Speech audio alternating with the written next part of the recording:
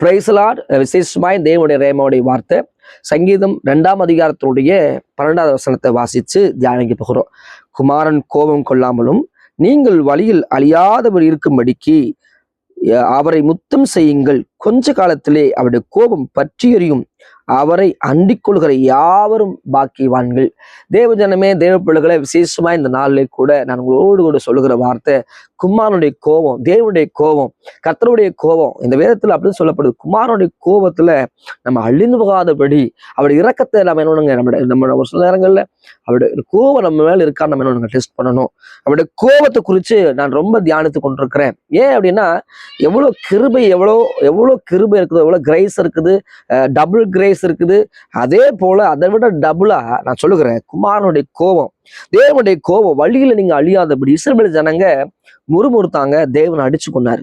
கோரேப்பின் பிள்ளைகள் தேவனுக்கு வர வந்தாங்க, மோசைக்கு வர வந்தாங்க, தேவன் கொன்று போட்டார். பூமி 2ஆய் பிளந்து பூமிக்குள்ள என்ன அவங்கள மண்ணோடு பாதாளத்தை கொண்டு போனார். அப்ப தேவ கோபம் வழியில என்ன பண்ணுங்க வருங்க. தேவ ஜனமே, தேவ பிள்ளைகளை, வழிகளில் நடக்கும் போது தேவ கோபம் வருது. எந்த வழியில் நடக்கும் போது அப்படின்னா பாவ வழியில் நடக்கும் போது, முறுமுறுக்கும் போது, துர்மார்க்கமான பாவம் செய்யும் போது. நீதிமொழிகள்ல 6ஆம் அதிகாரத்தோட 29 நீங்க வாசித்தீங்கன்னா, அடுத்தருடைய மனைவி எடுத்துக்கிட்டா அவன் தன்னுடைய ஆடைக்குள்ள அக்னி வைக்காம இருப்பானா, அது வேகாம இருக்குமான்னு சொல்லி நீதிமொழியில் இருக்கிற சாலமன் சொல்றார். தேவ ஜனமே, தேவ பிள்ளைகளை, அப்போ ஒரு மனிதன் மேல் வருகிற தேவ கோபம் பாருங்க, ஆக்கினிக்கு உட்படுகிற கோபம். முதலாவது அக்கிரமமான பாவம், அநியாயமான பாவம். தேவ ஜனமே, தேவ பிள்ளைகளை, நீங்க தேவ பிள்ளைகளா இருக்கலாம், கர்த்தருடைய பிள்ளைகளா இருக்கலாம், நீங்க அவருடைய பிள்ளைகளாவே நீங்க மற்ற முன்னாடி இருந்து கொண்டிருக்கலாம். ஆனா உங்க மேல குமாரனாக இயேசு கிறிஸ்துடைய கோபம் இருக்கான பாருங்க. உங்க வழியில நீங்க அழிந்து போகாதபடி அவர் பாதத்தை என்ன முத்தமிடுங்க, அவரை முத்தமிடுங்க. பாருங்க, அவரை அண்டிக் கொள்கிற யாவரும் பாக்கியவான். நீங்க அவரை அண்டிக் கொண்டீங்கன்னா நீங்க பாக்கியவானா இருப்பீங்கன்னா அவருடைய கோபத்தினாலே அழிந்து போவோம்.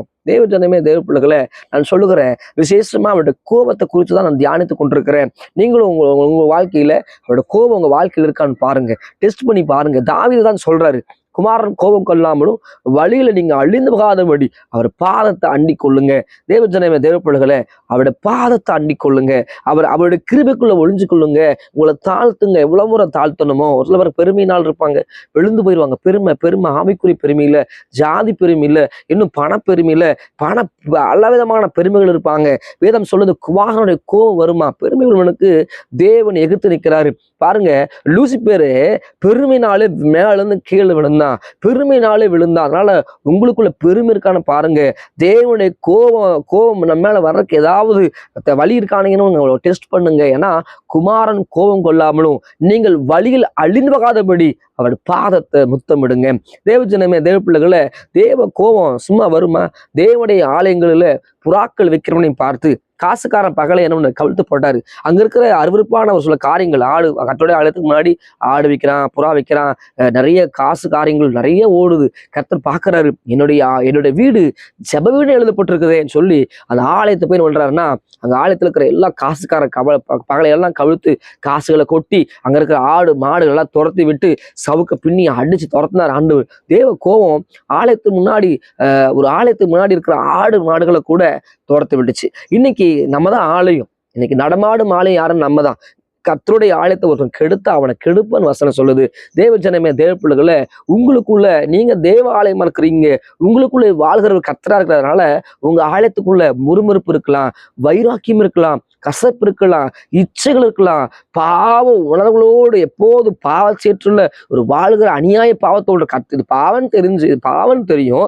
ஆனா அடிக்கடி இந்த பாவத்துல விழுந்து எந்திரிச்சிட்டே உங்க வாழ்க்கை போயிட்டு இருக்குது. இந்த பாவத்துல வெளியே வர முடியல, அந்த பாவத்துக்குள்ள இருக்கிறங்க, அந்த பாவத்துல என்ன வெளியே வர முடியல. ஆனா பாவம் தெரியும், தப்புன்னு தெரியும், இது அநியாயம் தெரியும், ஆனா தெரிஞ்சே செய்றீங்களா? பாருங்க, தேவாலயத்துல அங்கிருந்த பிரதான ஆசாரிகளும் துணிகரமா கர்த்தருடைய ஆலயத்தை துணிகரமா புறாக்களை வித்தாங்க, துணிகரமா ஆடு காணிக்கை கொடுத்துட்டு இருந்தாங்க, துணிகரமா காசுகளை வித்துட்டு இருந்தாங்க, அங்க இருக்க பொருட்களை வித்துட்டு இருந்தாங்க. ஒரு சந்தை கடை போல கர்த்தருடைய ஆலயத்துல நின்று கொண்டிருந்தாங்க. தேவ ஜனமே, தேவ பிள்ளைகளை, கர்த்தர் பார்த்தார், என்னுடைய ஆலயம் ஜெப வீடு எழுதப்பட்டிருக்குதுன்னு சொல்லி அவர் போய் என்ன பண்ணாருங்க, எல்லாம் கவிழ்த்து போட்டார். ஒரு சில நேரங்களில் நம்மளோட பிஸ்னஸில் நம்முடைய வாழ்க்கையில் நிறைய போராட்டம் வருது. காரணம் என்ன? அவருடைய கோபம் நம்ம மேலே இருக்குதுங்க. ஏதோ ஒரு இடத்துல அவருக்கு ஒருவன் பாவம் செய்கிறேங்க, தெரிஞ்சே செய்கிறேங்க, அவர் கிருபை உள்ளவர் தானே, அவர் மன்னிக்கிற தெய்வம் தானே அப்படின்னு நினைக்கிறீங்க இல்லையா? மன்னிக்கிறவர் தான், அவர் சகலத்தையும் மன்னிக்கிற தெய்வம், 7-70 முறை மன்னிக்கிற தெய்வம் தான். ஆனால் வசனம் சொல்லுது அவர் பச்சிக்கிற அக்னியா, அவர் பச்சிக்கிற அக்னி வசனம் சொல்லுதுங்க. அவர் எவ்வளோ சாந்த சுருபியோ, எந்த அளவுக்கு பொறுமை உள்ளவரோ, எவ்வளோ அன்புள்ளவரோ, அதே போல அவர் பச்சிக்கிற அக்னி. 2 பாவங்களுக்கு மன்னிப்பு இல்லைங்க. ஒரு பாவம் பரிசுத்தாவிக்கு விரோதமா பேசப்படுகிற பாவம், பரிசுத்தாவியை கிண்டடிக்கிறது, பரிசுத்தாவியை அசிங்கமா பேசுறது, பரிசுத்தாவியை நிந்திக்கிறது. இந்த பாவத்துக்கு மன்னிப்பே இல்லை. அவன் நேரடியாக நரகத்துக்குள்ள இறங்கி போயிடலாம். ஏன்னா அவனுக்கு இந்த உலகத்துல மன்னிப்புங்கிறது அவனுக்கு சாத்தியம் இல்லாத விஷயம். ஏன்னா தேவன் கூட இறங்க மாட்டாரு. பரிசுத்தாவிக்கு விரோதமா எழும்பிட்டா ஒண்ணு.